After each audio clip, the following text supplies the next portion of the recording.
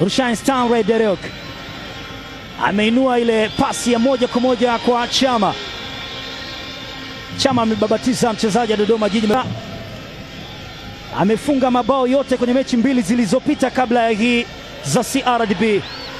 Chacha mkwaju, wow! Yes!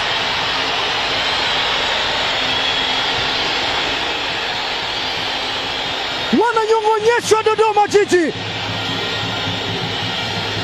Lilikuwa ni swala la muda tu. Walichosubiri kwa hamu wanakishuhudia Simba Sports Club. Wanaonyeshwa daraja la nizamu Dodoma Jiji. Na Libasa Kenaura anakwenda kuambia punguzeni maneno. Ni Anise Alen Ura anaiandikia bao la pili Simba.